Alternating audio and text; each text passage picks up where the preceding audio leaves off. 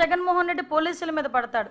పోలీసులు మాకు పర్మిషన్స్ ఇవ్వట్లేదు, మా పోలీసులు మమ్మల్ని అడ్డగిస్తున్నారు, ఎక్కడ పడితే అక్కడ అడ్డగిస్తున్నారని ఇష్టానుసారంగా మాట్లాడతాడు. నేనేమంటానంటే జగన్మోహన్ రెడ్డి ఈ మధ్య కాలంలో జరిగిన యాత్రలు చూస్తానండి, సాధారణంగా మ్యాక్సిమం ఎక్కడెక్కడ దర్శి వెళ్ళాడు, పొగాకు రైతుల్ని పరామర్శిస్తున్నాను అని చెప్పాడు.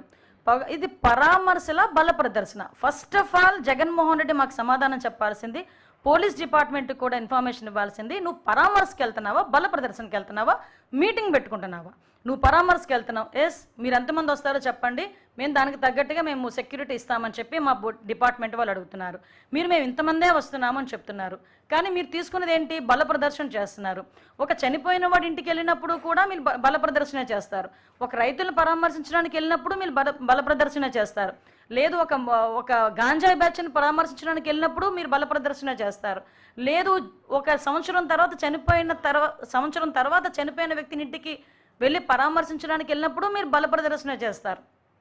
కాదు, మేము మీటింగ్ పెడతామంటే చెప్పండి, మేము పర్మిషన్ ఇస్తాం, దానికి తగ్గ సెక్యూరిటీ వైజ్గా మేము పోలీస్ బందోబస్తు ఏర్పాటు చేస్తాం. మీరు పరామర్శకి వెళ్తున్నారంటే మేము ఎప్పుడు కూడా హౌస్ అరెస్ట్ చేయలేదే, మేము ఎప్పుడు కూడా నో అనలేదే. మీరు ఎంతమంది వస్తారు, మీరు ఒక పర్ఫార్మా ఇస్తున్నాం, మీరు ఎంతమంది వస్తారు, ఎక్కడికెక్కడ దిగుతారు, ఎక్కడ హెలిప్యాడ్ పెడుతున్నారు, ఎన్ని కిలోమీటర్లు మీరు వెళ్తున్నారు, ఇదంతా కూడా క్లియర్గా రాసి ఇవ్వండి. దీనికి తగ్గట్టుగా మేమందరం కూడా మేము మీకు ఏర్పాటు చేస్తాము అని చెప్పేసి బందోబస్తు ఏర్పాటు చేస్తామని డిపార్ట్మెంట్ వాళ్ళు చెప్తే, డిపార్ట్మెంట్ వాళ్ళకి చెప్పేది ఒకటి, వీళ్ళు చేసేది ఒకటి. పోనీ ఏదో రకంగా చేస్తున్నారు కదా, మాకు తగ్గట్టుగా మేము బందోబస్తు ఏర్పాటు చేసుకోవాలి, పబ్లిక్కి ఇబ్బంది కలగకూడదు, జనాలకి ఇబ్బంది కలగకూడదు అని మా తాపత్రయం కొద్దీ మేము పనిచేస్తూ ఉంటే తిరిగి పోలీసుల మీద నోటికి వచ్చినట్టు మాట్లాడే పరిస్థితులు కనిపిస్తూ ఉన్నాయి. ఈరోజు మనం చూస్తే అండి, ఒక గాంజా బ్యాచ్ని పరామర్శించడానికి తెనాలి వెళ్తాడు. అసలు వాళ్ళందరూ పోలీసుల మీద తిరగబడ్డ ఒక గాంజా బ్యాచ్ గురించి తెనాలి వరకు వెళ్ళి సమర్థించాడంటేనే ఒకసారి జగన్ తాలూకా మానసిక పరిస్థితి మనం అర్థం చేసుకోవచ్చు.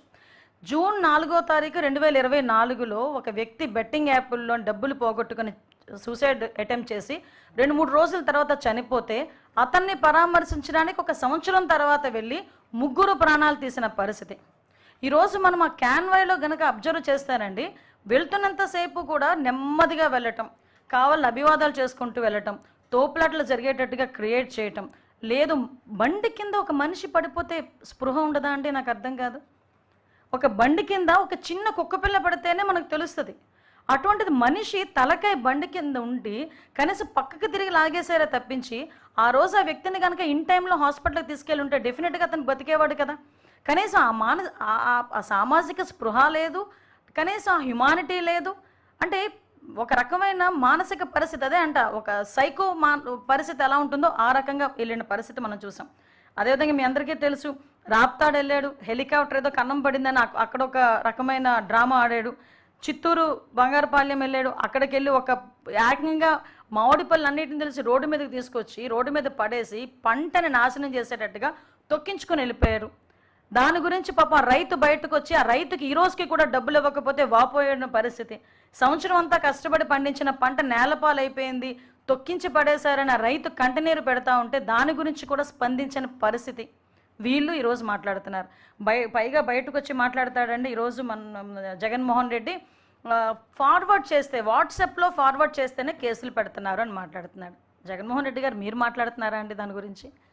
వాట్సాప్లో చిన్న మెసేజ్ ఫార్వర్డ్ చేసినందుకు 60 సంవత్సరాలు పైబడిన రంగనాయకమ్మ గారు ఒక సామాజిక కార్యకర్తను తీసుకెళ్లి సిఐడి ఆఫీసులో ఏ టైంలో కూర్చోబెట్టారు మీరు మర్చిపోయారా? అదే అంకబాబు గారిని ఏ టైంలో తీసుకెళ్ళి కూర్చోబెట్టారు ఒక జర్నలిస్ట్ని మీరు మర్చిపోయారా?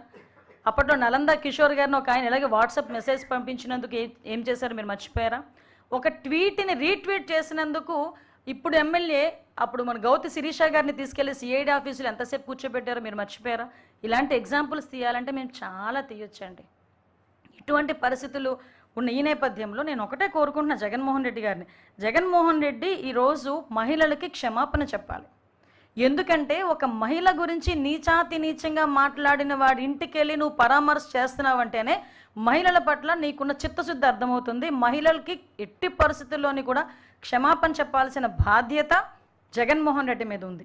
జగన్మోహన్ రెడ్డి క్లియర్ కట్గా బయటకు వచ్చి పోలీసుల మీద దుమ్మెత్తిపోయటం, పోలీసులు నోటుకొచ్చినట్టు మాట్లాడడం, చంద్రబాబు నాయుడు గారి గురించి నోటుకొచ్చినట్టు మాట్లాడడం, లోకేష్ గారి గురించి నోటుకొచ్చినట్టు మాట్లాడడం. ఈరోజు ఆంధ్రప్రదేశ్ పరిస్థితి ఏంటి? ఆంధ్రప్రదేశ్లో ఒక గాడిలో పెట్టడానికి ముఖ్యమంత్రి గారు ఎంత కష్టపడుతున్నారు. ఒక ప్రతిపక్ష నాయకుడు హోదా లేకపోయినా ప్రతిపక్ష పార్టీకి ఒక నాయకుడిగా ఉన్నందుకు నువ్వు ఇవ్వాల్సిన ఒక సద్విమర్శలు చేయకుండా నోటుకొచ్చినట్టు ఇలాంటి మసిపూసి మారేడుకాయలు చేసే పరిస్థితి చేస్తూ ఉంటే ప్రజలు నిన్ను నమ్ముతారా? నువ్వు చేసిన ఆ రోజు చేసిన కోడికత్త వ్యవహారం, గులకరాయ వ్యవహారం అక్కడితో క్లోజ్. ఇంకక్కడి నుంచి ప్రజలు నమ్మే పరిస్థితులు అయితే కనిపించట్లే.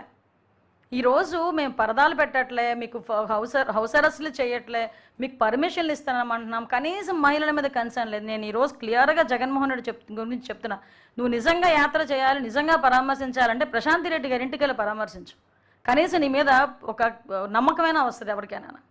అటువంటిది ప్రసన్న కుమార్ రెడ్డి ఇంటికి వెళ్ళి పరామర్శించి ఎటువంటి మెసేజ్ ఇద్దాం అనుకుంటున్నావు? ఇన్ ఫ్యూచర్లో ఎటువంటి మెసేజ్ ఇద్దాం అనుకుంటున్నావు ప్రజలకి? మహిళలకు ఏ రకంగా నీ మీద నమ్మకం కలుగుతుంది అనుకుంటున్నావు? నీ పార్టీలో ఉన్న వాళ్ళు నోటుకొచ్చినట్టు మాట్లాడితే కట్టడి చేయలేని పరిస్థితిలో నువ్వు ఉండే పరిస్థితి నీది. అది ఈరోజు ఒకటే క్లియర్గా చెప్తున్నానండి, జగన్మోహన్ రెడ్డి ఎట్టి పరిస్థితుల్లోనైనా మహిళలకి క్షమాపణ చెప్పాలి, తల్లికి చెల్లికి క్షమాపణ చెప్పాలి, మహిళలందరికీ కూడా క్షమాపణ చెప్పాల్సిన పరిస్థితి ఉంది. ముఖ్యంగా నేను భారతిరెడ్డి గారిని ఒకటే అడుగుతాను. భారతిరెడ్డి గారు, మీకే స్ట్రైట్ క్వశ్చన్, దీనికి మీరేం సమాధానం చెప్తారు? ఈరోజు మీ టీవీలోనే ఇలా మిక్స్ చేసి పాత టూర్ని కూడా ఈరోజు టూర్లో భాగంగానే చూపించుకున్న మీరు ఏం సమాధానం చెప్తారో చెప్పాల్సిందిగా భారతిరెడ్డి గారిని కోరుకుంటున్నా.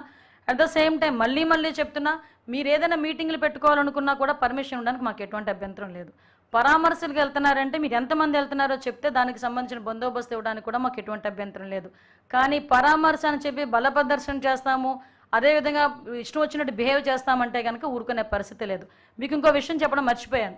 ఈరోజు యాత్రలో కూడా మా ఒక కానిస్టేబుల్ మాలకొండయ్య గారు అనే కానిస్టేబుల్కి చెయ్యి ఇరిగిపోయింది. ఈరోజు ప్రసన్న కుమార్ రెడ్డి గారి ఇంటి దగ్గర ఉన్న జనాలు కావాలని తోసుకుంటూ అక్కడికి వెళ్ళి అక్కడ ఉన్న మా కానిస్టేబుల్ చెయ్యి కూడా ఇరిగిపోయే పరిస్థితి.